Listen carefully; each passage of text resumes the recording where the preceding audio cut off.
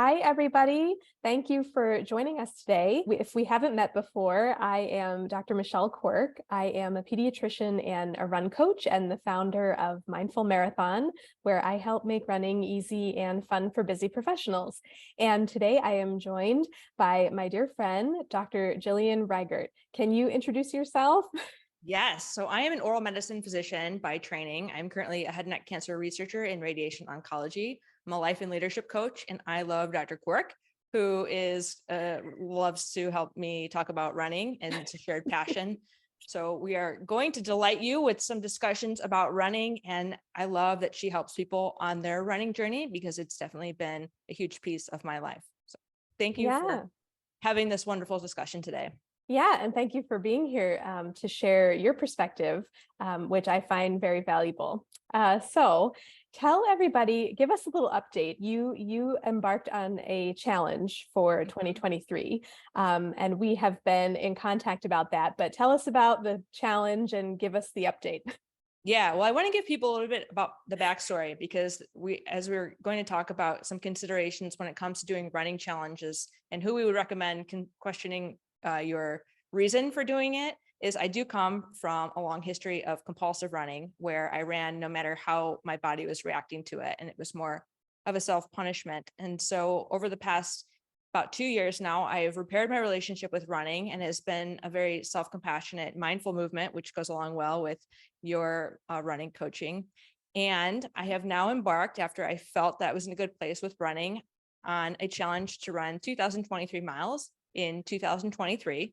So it's a run the year challenge. So if I don't hit it, then I have to run 2024 next year. And I am running for cancer patient care. So all of my fundraisers go to MD Anderson and it's routed so that it goes to patient care. All right. I love the mission. I love the challenge. That challenge makes me sweat a little bit. And I'm glad that perhaps I did not sign up for this challenge, but Yep. tell us, well, how is this different, would you say, from training for a race, for example? I think for a race, it's kind of a shorter training interval. This one's like a long training interval for me, being the whole year. I've never tracked my training for a whole year. And what that changes in a mindset is that you have to make sure that you're healthy for a whole year. And so it's making me more conservative on the day to day so that I know I can make it hopefully to the end of the year. And also, I think when I think about training, such as the marathon, I want to hit those big mileages to make sure I can run 26.2 miles. But when it comes to 2023 miles, in order to make sure I can hit that, I actually have to structure it in a way that I'm not doing those super long runs so that I can maintain my longevity and daily runs. Because as we talked a little bit about before we jumped on, is that it's hard when you're running almost every day and that cumulative effect of that running really gets to you. So I think there's some few adjustments in the mind, and then of course how you approach the training. Are you, in a week, are you deliberately taking like certain days for rest, or are you trying to hit a certain mileage for the week? Like, how are you thinking about training as a whole? Yeah. So before I signed up for the challenge, I made sure I calculated the numbers of what does this look like on a daily basis, and then making sure that I could structure some time for rest. What does it look like on a weekly basis so that I can factor that in? Because Mhm. if I only looked at it on a daily basis, then I would feel very obsessed about making sure I hit that on every day. But structuring it into that, okay, what does it look like for a week? And then if I don't hit it for the week, okay, what does this look like for a month? And then that can give myself some more flexibilities. Like I can make that up next week. And so I think keeping it usually keeping in my mind what it would look like in the month, and then I'll look on my status tracker to see how far off I'm at or if I'm on target. Yeah. I mean, what I hear you say is the flexibility. I like that you are viewing it that way. We had a chat beforehand about, the idea of a run streak and kind of getting in that mindset. I've never done that before, and I've never done like a mileage challenge either. but, Yeah. but I get nervous about a run streak because sometimes I mean, I know how I feel on the day to day, and some weeks are just busier than others. The body feels tired and it doesn't allow for rest maybe as much as I would like. So I like that you're planning rest in there and being Yeah. flexible with yourself. That's such an important conversation too, because coming from exercise addiction, I know what I gave up in order to go to the gym, and I know the obsessions I had and how much it interfered with my ability to be with people.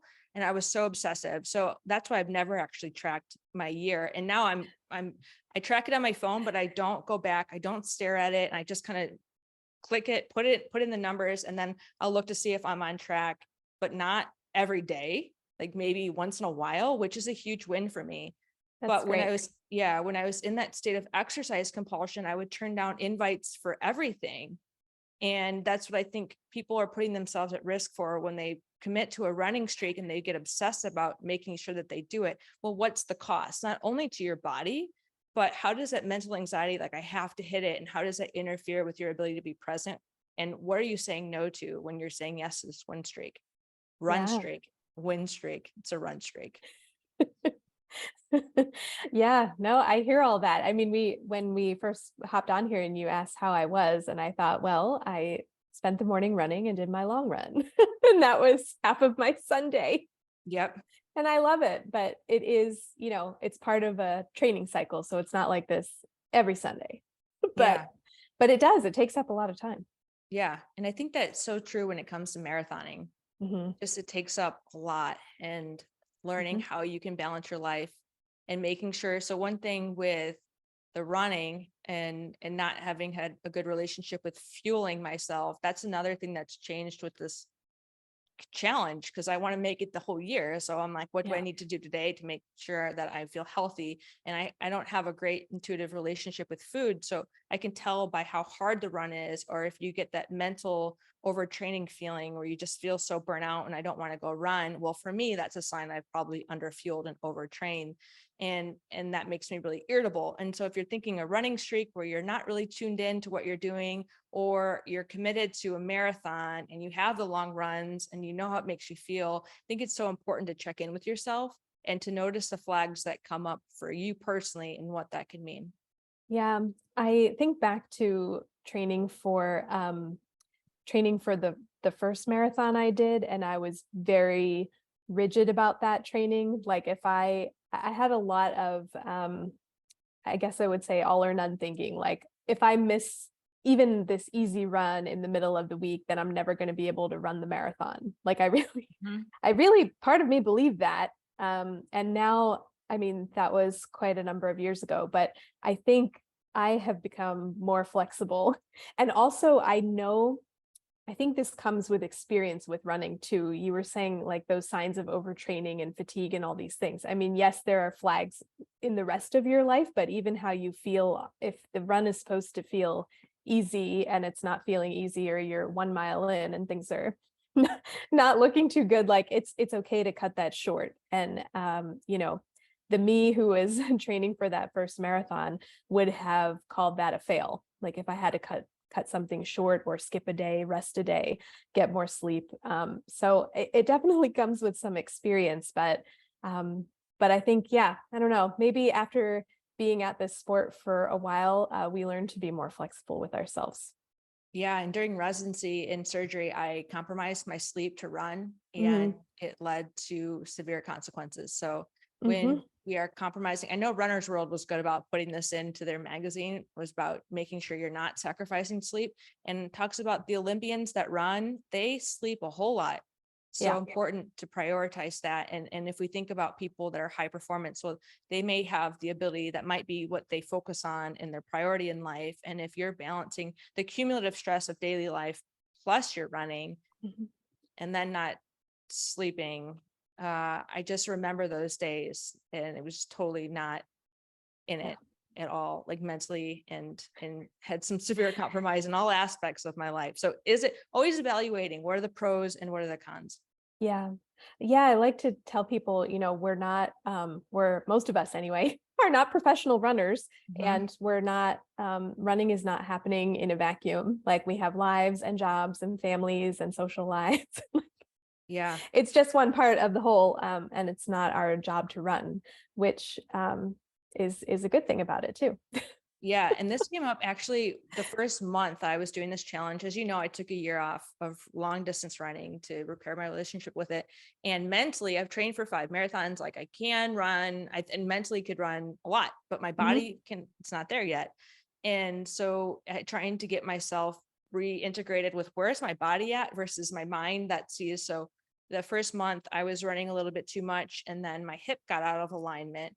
So former self probably would have tried to run through that. But I have Mhm. learned through experience, as you said, that when I run through that with a hip out of alignment, then your knee starts to hurt, then your other leg starts to hurt, and then you compromise the longevity of your career, running career, whether it's a running streak or running challenge or the rest of your life. Mhm. And so when I was thinking like, oh my gosh, my hip, it's an injury I've had before and it's so painful. I know we've shared some similar pains with the hips. What is with Yes. his hips? I don't know. Yeah, it's a work in progress. Yeah, but I was too tight. I wasn't stretching enough. Like I Yeah. knew I don't stretch enough. And that's one thing that's starting to change with the challenge is like, I know I have to stretch more because I'm so tight and it's increasing my injury risk and it's making me feel awful.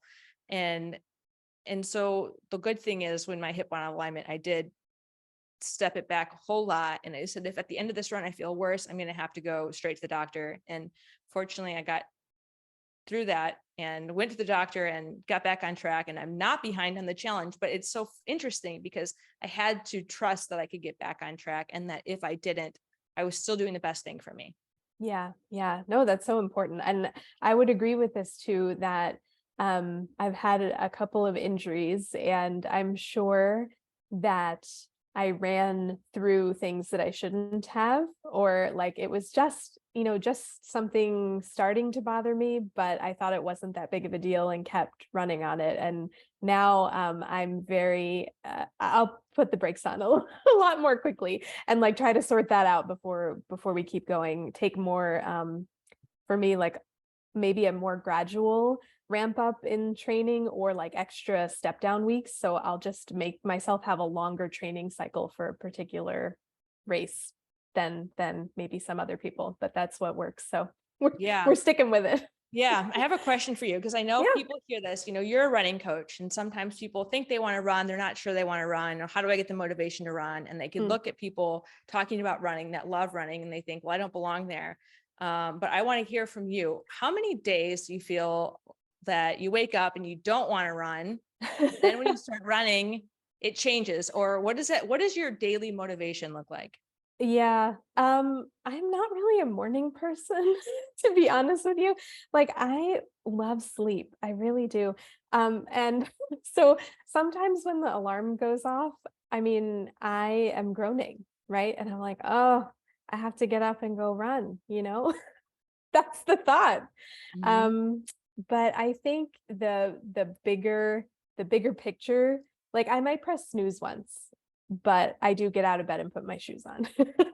And I think our friend Erin Weisman always says like sometimes the hardest part is tying your shoes on, putting your sneakers on. And I Yeah. think that is true. Like once I have my running clothes on and my sneakers on, I'm good. Like I can get out the door. But yeah, I usually have the thought, like this race isn't going to run itself. Mm, interesting. Or even the races can be so anxiety provoking, as you're saying for the marathon. And it's like, that in those moments that the best thing you can do for your future self is to take that run. Yeah. You Yeah. feel that? Yeah, definitely. And I also know how I'm going to feel after or even during. Like I love being out there. I love being on the trail. I love how I feel after I get back. So now it's definitely a positive feedback loop, but like in the moment when the alarm goes off, like I don't want to get up and get out of bed either, especially in the winter here. It's dark, it's cold. Yeah. I feel like I share that with other people. I don't know. I mean, how Yeah. about you? Do you wake up like, I can't wait to run? I don't know. No, never. I Okay. don't think ever, actually. I don't, but Okay. I don't think ever. And I think this is valuable for people who haven't started running because that positive feedback loop might come a little bit later Yeah. as you Yeah. I felt like a new runner when I took off a year, and I also have my former self to compare myself to, which I sometimes get stuck in doing, but I feel like a newer runner again, and to allow your body to progress without having expectations or comparisonitis. Mhm. And then you get to the point where running feels a little bit easier and you get the more mindfulness, but overcoming that first obstacle. So if somebody wants to run the obstacles, I've never run before, and there is that little bit of that learning curve to get to a point where you get the positive feedback loop. Like that to me is like, I send, anytime someone's in that, I'm like, you got to go talk to Dr. Quirk, because that's what you need. Like having a partner, having a coach that can help you, and they can help you. One, I think mechanics is really important. I see a lot of people that have a lot of energy expenditure from tensing too hard, putting their Yeah. shoulders up. And I'm like, oh, I can really And help you running make with that a lot more efficient. If you want my help, I can see if I can help you make that more efficient. But that's why I wanted to put that in, because if someone's questioning it and it hasn't gotten to that positive feedback loop, I'm just gonna say it's such a valuable thing to have a supportive coach that really understands and can cater to their personal needs. Yeah, no, thank you for saying that. And a lot of what we do is, I mean, we talk about all the obstacles, right? And they're different for everybody, but they're similar ones. I mean, time is like a huge one. And then also, like, how's it going to feel? Like, so many people are afraid it's going to hurt, it's not going to feel good. And we take in all of our past experience with running. And I was no different. But a lot of times it's a little bit at a time, and trying to get into that kind of marathon mindset. Like, we're not trying to make an overnight, flip a switch and we're going to wake up and love running, but just a little bit at a time. And once you get consistent with it, I mean, I would say in my experience, it takes a couple of weeks, maybe 2, 3, even 4 weeks. But after that time, like if you really are consistent with it, it becomes much, much easier. Yeah. And having that negative experience, say they try to race, and people want to say, I tried a marathon, and marathon's really far distance. And where did you, Yeah. where that could be a goal in the future. And I ran so many half marathons and so many shorter distances, so that you get to that state of you feel successful at a shorter distance. Mhm. And then having a 5K can help you with your kick at the end of a half marathon. Having that half marathon practice can help you. How am I going to fuel for the marathon? And having that success under your belt, therefore you can get at least through that 5K and the half marathon of your marathon, knowing you've already done that before Yep. jumping in and saying, I have to do a full marathon. And Mhm. I Mhm. would question, like, why? Why do you have to do the full marathon? And what's the time urgency if we can get you there Yeah. in a more sustainable fashion? So of course you can speak more to that. Yeah, I love celebrating all the wins, no matter how small that may seem. Like a person who has struggled with consistency and then they do the 3 runs that they wanted to do for that week, like that's a huge win. And it doesn't matter if those were 10 minutes or if they were 30 minutes, but we did it consistently for a week. Like that's a huge win. But I love, yes, especially with a longer training cycle. So if you do have a half marathon on your calendar for, 6 months from now, I like to put other distances in there. Like if you like races and you want to do them, maybe we start with, we sprinkle in a 5K or we put a 10K, but you don't necessarily have to race the race. You can run it at maybe your half marathon pace. So we play with it based on someone's goals. And, if you like races, I have a lot of runners who sign up for a lot of races and they're like, help me organize this. I signed up for all the things. Yeah. And if you race all of them, that could lead to overtraining, and that's a lot of cumulative fatigue. So we have to kind of figure out which ones are true race efforts versus are we taking this one easy and for fun? Are we running with our mom? I've done lots of races for fun with my mom and with other friends. So yeah, it's all about someone's personal goals. But I also in a training cycle like to have different things on the calendar, because something that's 6 months, even 4 months away seems like a while. Mm-hmm. It just seems so far out, like, oh, I'm running all of these long runs for something that's happening, so much further down the road. So Yeah. And you can make sure you're yeah. hitting that checkpoint too. Because if we think it's so far down the road, I have the anxiety that I think I sign up for things 6 months, it feels great. But then as it gets closer, I'm like, what did I do? My past self did not have in mind my future self. And it's very consistent and repetitive that I do it a lot. And I haven't yet learned to stop signing myself up for things when I feel great, when I can foresee where that would go. But when it comes to running, if you sign up for something you're really excited about, you're exactly the right thing. Is like, if I can do something midway, and then that at least sets me up for success. And I'm not saying, and you, I know that you've had experience where people will sign up for something and then they don't train. It's so far away, they could compromise your training if the mindset isn't that you have to start, in a certain time frame away from the race. Yeah. I think maybe one other thing, I was thinking about myself waking up in the morning and not wanting to run sometimes. The other thing is procrastination. I find this in myself, and some of my runners may relate to this too, but especially on a weekend when I have a long run on the schedule, like I will get up and have a cup of coffee and kind of like procrastinate getting out the door. Mm-hmm. Do Yeah. you do that? Yeah, for the longer runs, because you're going to be out there for a while. And Yes. so I train all these 2023 miles, will probably all of them, if maybe minus 13 or something, will be on the treadmill. Oh, And wow. Okay. and so that has helped me reduce my procrastination, because with running, we know we get some GI distress, we have to pee, we're afraid, and it's really hard to time with your nourishment and your peeing and everything. So I found that you can go to the treadmill, it's close, and I can stop when I need to. That has reduced the amount of procrastination that I have. And I use the mindset that you just mentioned about that positive reinforcement. I think about, like, how much more productive am I going to be if I do this now versus I know, so I work remotely, and after I've sat for a long period of time and your legs start to get a little bit inflamed, a little bit of edematous, I'm like, it's going to be harder, and I'm going to be restless, and I'm going to be thinking about it. So why don't I just go do it now? Yeah. Oh, I like that. I may use that. Yeah. Sometimes I think I do think of a reward. Like usually mine is like, oh, I will make myself like a nice chai tea. Like it takes a little bit more work to make than just boiling the water. But like when I get back, I know it's been so cold here. Spring is not here yet. So Yeah. that's what I did today. That's awesome. I love that. Yeah. And for people that haven't met you or know exactly what type of coach you are, can you explain who you coach? Yeah. So I coach, I would like to say, beginner runners, or maybe runners who haven't run in a while. Maybe you had a prior relationship with running and you haven't been out there in quite a while. Those are my people.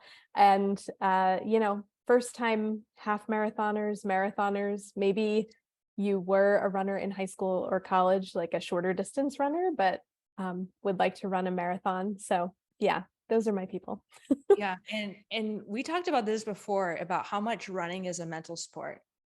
And I wish if I could go back to, I ran in college. If I could go back to college, I would have got a coach for what you can help with, is that mindset, Yeah. because I held myself back and I sabotaged all of my races, I think, because I had no self-confidence. Yeah. And so that's why I want people that are in that same, I know I'm not alone, so I'm saying this, like, Yeah. you're in that same boat, you are getting in your own way, and you just have that inkling that, like, what if I try it? Because I did not start as a runner. I saw my brother running around. We've talked about this a little bit before, but I started as a shot putter, and Yeah. I was very insecure about running and was very uncomfortable in my body. And so when I saw my brother running, I was jealous, and I saw him getting my dad's approval. So I told my dad, I think I'm going to sign up for track. And my dad was his eye was so delighted. I was like, oh no, I got to do track. And I was so uncomfortable being there. I had such performance anxiety that I didn't go to practice. And my punishment was the mile. And, Oh. and so then I ran the mile. I'm like, that wasn't too bad, actually. I don't mind the mile. And then as I was practicing for the mile, I got lost. And so then I became a long distance runner. But but just like for people that are like, I can't relate. So I want just people to know, because I know we can get so passionate about running, and then it's Yeah. kind of like having teachers that talk at like, okay, how were you at the beginning though? And Yeah. so we can help if you can see yourself in those comments, like definitely Yeah. lean into that and join the running community, because it's one of the most supportive communities that I've ever experienced in my life. Yeah. And I wasn't a runner growing up, and that I mean, that held me back for a long time when I finally found my way into the sport, because I would find myself like at the start lines of these races thinking I don't belong here. Like I'm not a runner. I'm not very fast. Like I just, I mean, that was going on for quite a number of years, even, after, at what point do you say that you're a runner? Like, is there a certain distance or like time on your feet that you have to run? I don't know. Like I was standing at the start line of the marathon thinking I don't belong here, but that doesn't make any sense. Yeah. And it's either I don't belong here or I paid to do this. Yeah. But one thing I would also offer in that mindset of like that probably can explain if we dive into the core of like, how does that show up in different parts of my life? Mm, And when I was using running, and some consistent themes I've had with people that had compulsive running is we were taking it on ourselves. Our self-worth was so low.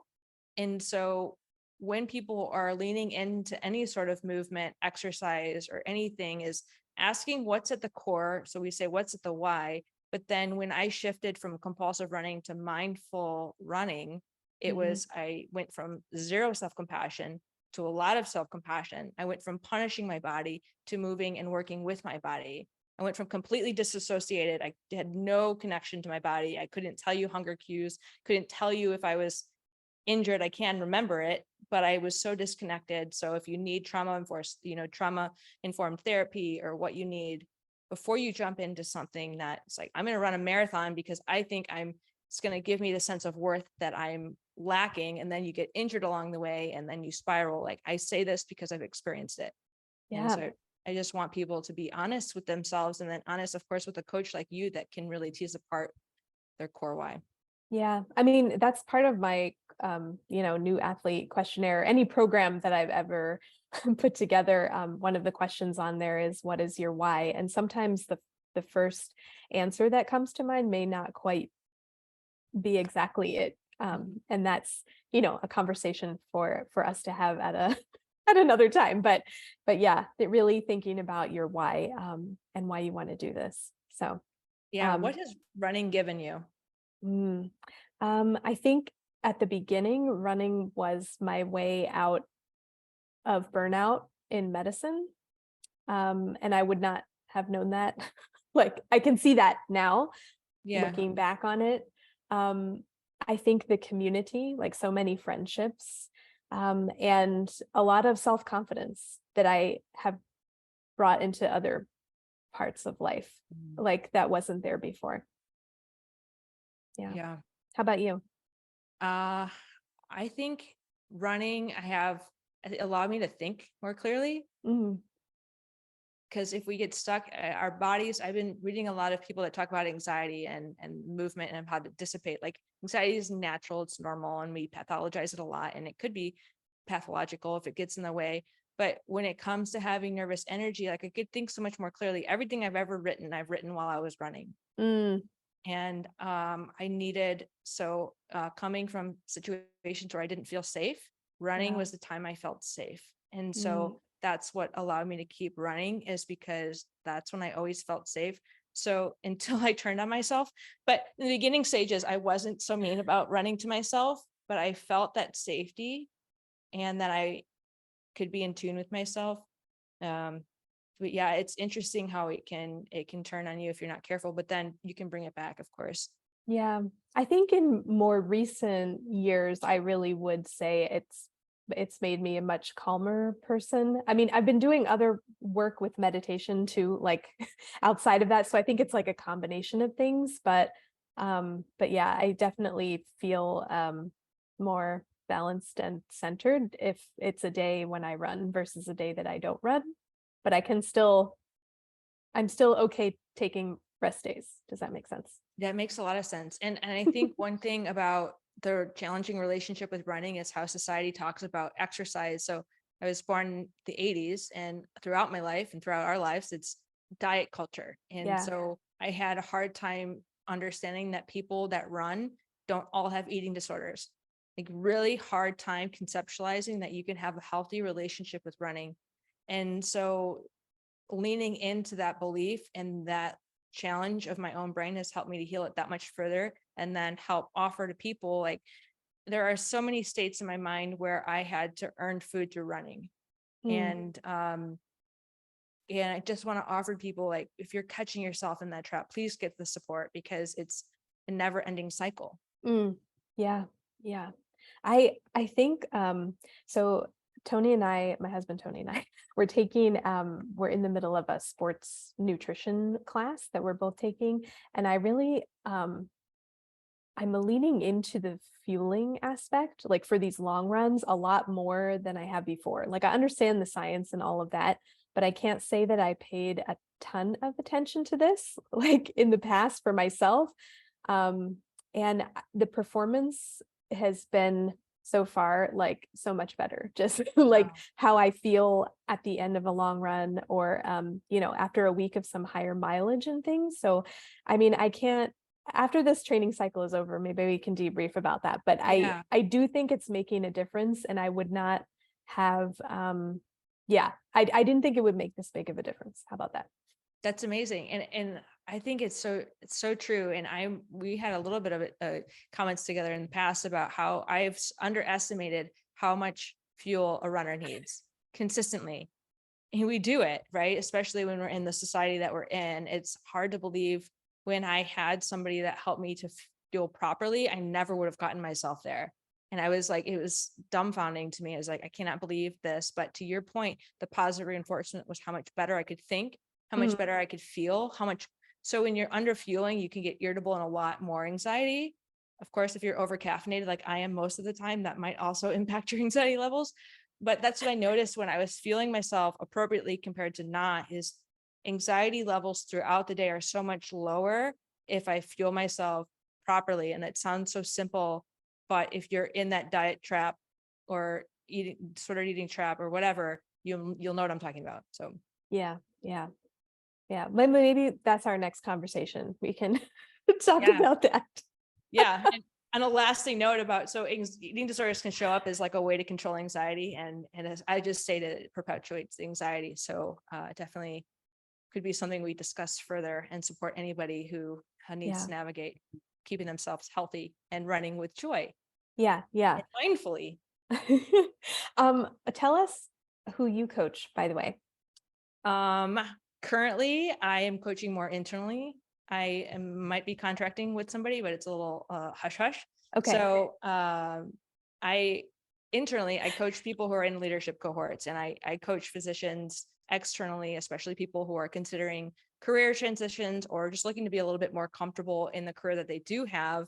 And typically it's somebody who feels they may have been on a path that might not be in alignment with what they truly want. And as we lean in to figure out what their core values are, we get them in alignment to the path that they truly desire. Love it. And if people want to, discuss anything we talked about further with you, where can they find you? Yeah, they should find me on YouTube, which they may see us together right now, but stick around. Make sure you subscribe to both of our channels. So your channel, in case Mindful Marathon. Mindful Marathon. So subscribe to Mindful Marathon, subscribe to A Life True to You, and stick around. You can find my email there. But the community of YouTube is one that I hope people feel very much supported on both of our channels, and to have these discussions even further. It's so much fun to interact in the chat, in the comments on YouTube. So let us know you're there. Yeah. And I always love chatting with you. I always learn something. For better or for worse, there's Adam Grant, the Think Again. So we have permission that if our thoughts change, that we are just leaning into what he teaches, is that you then rethink, and will help support people in the additional lessons we learn along the way. I love it. I always love chatting with you as well, of course. Well, thank you for doing this. Thank you for taking some time on your Sunday.